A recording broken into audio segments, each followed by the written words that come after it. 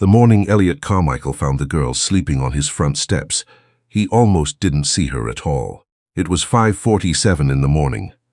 He knew because he always checked his watch before opening the door, a habit left over from 30 years of early meetings and quarterly reports, and the October fog had settled so thick over Rosedale that the streetlights looked like they were drowning. He had his travel mug in one hand and his keys in the other, and he was already thinking about the 11 o'clock call with the board when his foot nearly came down on a small canvas backpack. He stopped. She was curled against the stone pillar to the left of his front door, knees pulled up to her chest, a thin gray hoodie that was clearly meant for a much warmer season pulled up over her chin. Her shoes, canvas sneakers, one sole beginning to separate from the upper, had been set neatly beside her, paired together like she'd been taught to do that before everything in her life stopped being neat. She was maybe 10, maybe 11, dark circles under her eyes even in sleep, a braid that had mostly come undone. Elliot stood there for a long moment. He was a practical man. He had not become one of Calgary's most respected commercial real estate developers by indulging sentiment at inopportune times. He knew the rational response. He knew to call the city's child welfare line, give them the address, wait inside where it was warm, let the people whose job it was handle things. He knew all of that. He set his travel mug on the porch railing, sat down on the top step, and waited for her to wake up. Her name was Lottie, not Charlotte. She was very clear about that. Charlotte was what her grandmother called her when she was in trouble, and she was not in trouble. She just had nowhere to go right now, which was different. She said this with the particular dignity of a child who has had to explain herself to adults too many times, sitting across from Elliot at his kitchen island with both hands wrapped around a mug of hot chocolate he'd made from the good powder, not the packets. "Where's your family?" he asked. "My dad's in Fort McMurray." A pause. "He works the rigs. He's been there since March." "Your mom?" The way she looked down at the mug told him everything before she said anything. She passed. 2 years ago. "I'm sorry." "It's okay." It wasn't. And they both knew it, but she said it anyway the way kids do when they've learned that saying otherwise makes adults uncomfortable. "I was staying with Mrs. Pelletier. She's my neighbor. But her daughter came and took her to Winnipeg because of her hip, and she didn't have room for me too. And my dad," she stopped, started again. "My dad said he was coming back in September. And then September came and he said he needed one more rotation. And then he stopped answering." Elliot looked at her steadily. "How long have you been?" 3 days. She said it fast, like ripping off a bandage. "I slept at the library the first night. They don't lock the washrooms until 9. And then I found a shelter, but they said I had to have a parent or guardian, and I don't. I mean, I do. He's just—" 3 days, Elliot repeated quietly. "I wasn't bothering anyone. I didn't take anything. Your steps have an overhang and it was raining and I thought—" Her voice wobbled for the first time. She pressed her lips together and held it in. "I'll go, I'm sorry, I'll go.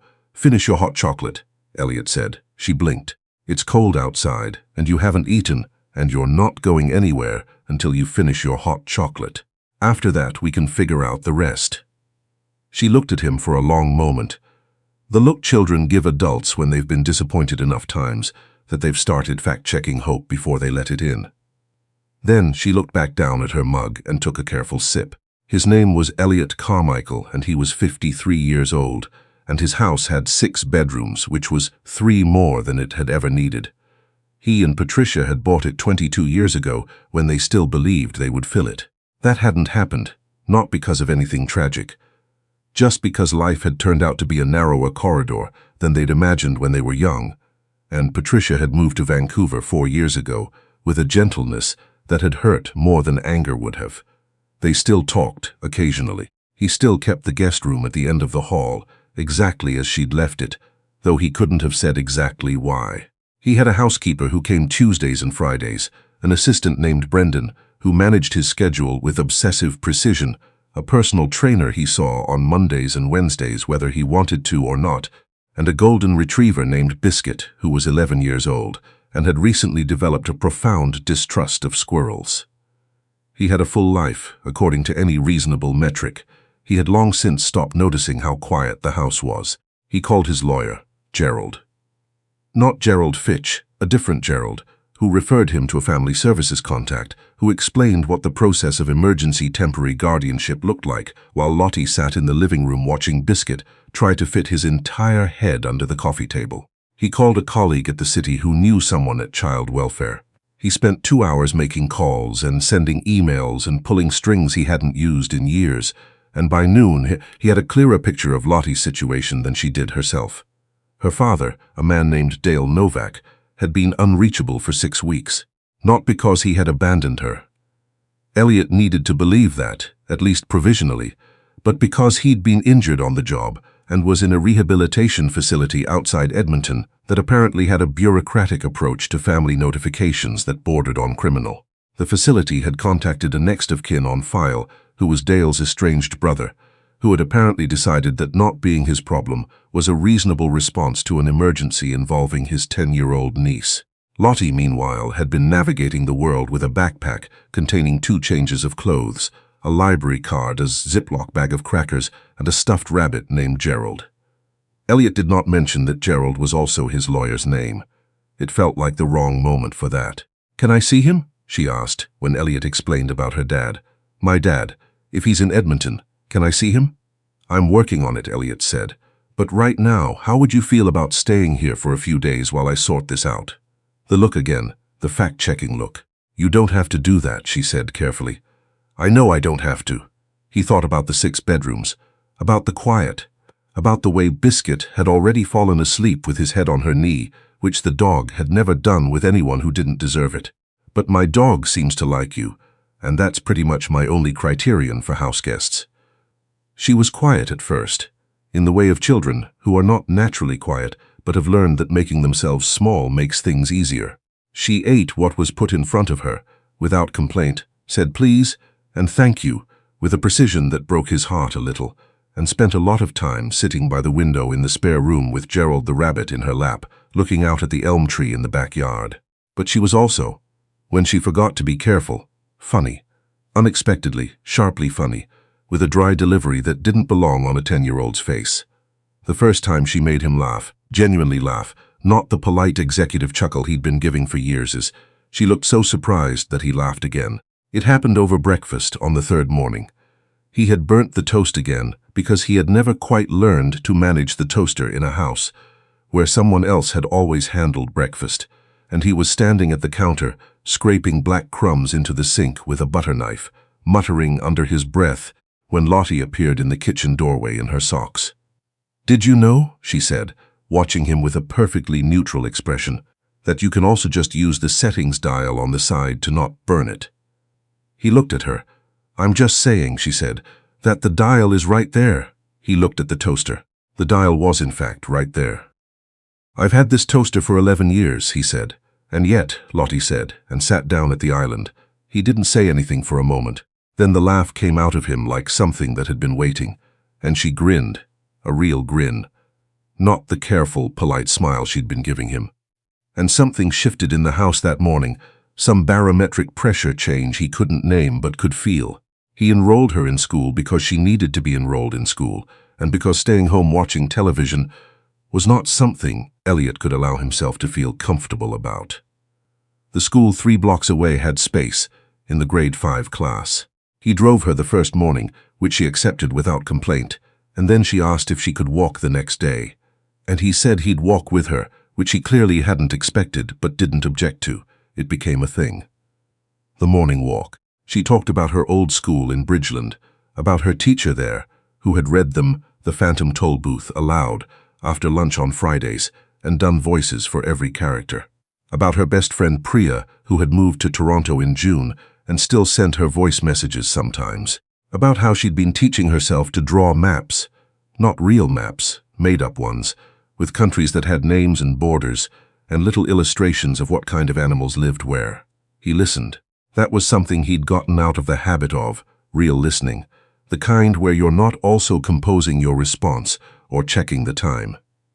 He listened, and the 7-minute walk to school started taking 12 minutes and then 15, because they kept stopping to finish things, and he didn't mind. At the office, Brendan started placing the morning walk into his calendar as an immovable block. Brendan was a perceptive young man. The call came from his sister Nadine on a Thursday evening. Nadine lived in Oakville and had strong opinions about most things, including, it now turned out, Elliot's current domestic situation, which she had heard about from their mother, who had heard about it from someone at her church who knew someone in Rosedale. This was how information traveled in their family, through a complicated network of good intentions and limited facts. Elliot. Nadine's voice had the particular quality it got when she was concerned about something, and had decided to present the concern as common sense rather than concern. "I think you need to think about what you're doing." "I'm helping a child," he said. He was standing at the kitchen window watching Lottie in the backyard, where she had taken it upon herself to rake the leaves because apparently that was something she wanted to do. Biscuit was running through the leaf piles she made and destroying them with great enthusiasm. "You're a single man with no children living alone. You've taken in a 10-year-old girl. I'm just saying there are processes for a reason, Elliot. There are people trained for this. Social workers, foster families. She's been through enough disruption," he said. "Her father is recovering. She needs stability. You barely know her. I know she reads 3 grades above her level and drinks her hot chocolate too fast and rakes leaves like she's being graded on it." He paused. "And I know she deserves better than another stranger's house right now." Silence on the line. "You're getting attached," Nadine said, less accusatory now. "I know," he said. Outside, Lottie finished raking a pile, said something to Biscuit, and then walked through it herself, arms out, leaves flying everywhere, and then looked guilty for exactly 1 second before starting to rake it back together. "I know," he said again. There was a woman named Helen Dorsey at the Child Welfare Office who had been working the same files for 23 years and had seen every variation of good intentions turn complicated. She called Elliot in for a meeting in November, which he attended with his lawyer, Gerald, and a folder of documents, and she looked at all of it with the particular expression of someone who has stopped being surprised by anything but has not stopped caring. "Mr. Carmichael," she said, "I want to be straight with you." "Please," he said, "the father is recovering well. We expect he'll be in a position to resume care in February, possibly sooner. That's the goal, reunification. That's always the goal." She looked at him steadily. "How is Lottie doing in your care?" He thought about the morning walks. The maps she was drawing. She had a whole world now. She'd named it Arvalorn. It had 7 provinces and a complex system of mountain-based governance that she'd explained to him over dinner one night, while Biscuit looked back and forth between them, hoping for a dropped meatball. He thought about how she'd started correcting his toast. "She's doing well," he said. "She's eating, she's sleeping, she's happy at school. She talks about her dad every day. She misses him." "She should," said Helen Dorsey. "He's her dad. I know that. Do you?" "Not unkindly. Just precisely." He held her gaze. "Yes," he said. "I know what this is. I'm not trying to. I just didn't want her to fall through the cracks while the system caught up with itself." Helen Dorsey looked at him for a long time. Then she picked up her pen and made a note. "She's lucky she landed on your steps," she said. "I'm not sure luck is the word I'd use," he said, and meant it. The visit to Edmonton happened on a Saturday in early December. Elliot drove because the flights out of Calgary were expensive, and Lottie had said she'd never been on a highway that long, and he thought she might like to see the Alberta landscape in winter, flat and enormous and pale gold under the low sun. She spent the first hour with her nose almost against the window, and didn't say much, and he'd learned by now that her silences weren't empty. Dale Novak was thinner than his photos. Lottie had shown Elliot pictures on her phone, the 3 of them from a camping trip 2 summers ago, everyone squinting into the sun, and he moved carefully, the way people do when they've relearned how to move and are still cautious about it. But when Lottie came around the door of the rehabilitation room, his face did something that Elliot looked away from, because it felt too private to witness. He waited in the hallway for 30 minutes. When he came back in, Lottie was sitting on the edge of her father's bed, and they were both looking at something on her phone. The maps, he realized. She was showing him Arvalorn. And Dale looked up at Elliot over his daughter's head, with an expression that contained an entire conversation. "She says you walk her to school," Dale said. "Most days. She says you can't work a toaster. That is also true." A pause. "Thank you," Dale said. "I don't," he stopped. Started again. "Thank you." Elliot thought about what it cost a man to say that. What it cost a man to be in a hospital bed in December, while a stranger walked his daughter to school. He thought about the 6 bedrooms in his house on the quiet street and what they'd contained and what they hadn't. "She's a remarkable kid," Elliot said. "She's going to be all right." "I know," said Dale, and his voice was raw with the kind of certainty that's been earned through fear. "I know she is." The thing that Elliot's sister and his colleagues and Helen Dorsey had all worried about, in different ways, was that he would not be able to let go. He had thought about this himself, honestly, in the way he tried to be honest with himself about things he'd rather not examine. He had thought about the 6 bedrooms and the quiet house and the habit of loneliness that you could mistake for contentment if you weren't paying attention. But what he found, in the end, was simpler than any of them had expected. He found that watching Lottie run to her father in that rehabilitation hallway had felt like something completing itself. Not something being taken away, but something being put right. The love you gave a child, he was learning, didn't work the way love in other places worked. It didn't diminish when it reached its destination. It just changed shape. Dale came home in January, to the apartment in Bridgeland where they'd always lived. And he came home steadier than before, not just physically but in some harder-to-name way, like a man who'd had a long time in a hospital bed to reconsider some things. He called Elliot 2 weeks after the return.